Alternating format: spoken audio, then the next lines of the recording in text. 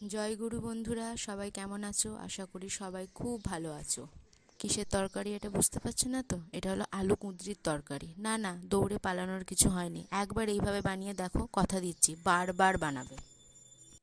তাহলে চলো কথা না বাড়িয়ে রান্নাটা শুরু করা যাক। প্রথমে আলু আর কুঁদরিটাকে কেটে নেবে, তারপর হলুদ, জিরে, ধনে, লঙ্কা গুঁড়ো আর সাদা জিরের গুঁড়োটা একটুখানি বাটিতে জল দিয়ে পেস্ট করে নেবে। তারপর আর কি, তেল গরম হয়ে গেছে, এরপর ফোড়ন হিসেবে কালো জিরে দিয়ে দাও।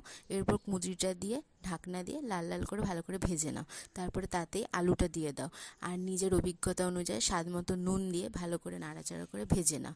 তারপর যে মশলাটা গুলে রেখেছিলে সেই মশলাটা দিয়ে খুব ভালো করে কষিয়ে নাও জিনিসটা। মশলাটা দিয়ে খুব ভালো করে কষিয়ে নাও। কষানো হয়ে গেলে গরম জল ঢেলে 7-8 মিনিট মতো ঢাকা দিয়ে রেখে দাও। তারপরে অল্প একটু চিনি দিয়ে দাও, দিয়ে যখন মাখো মাখো হয়ে যাবে, তারপরে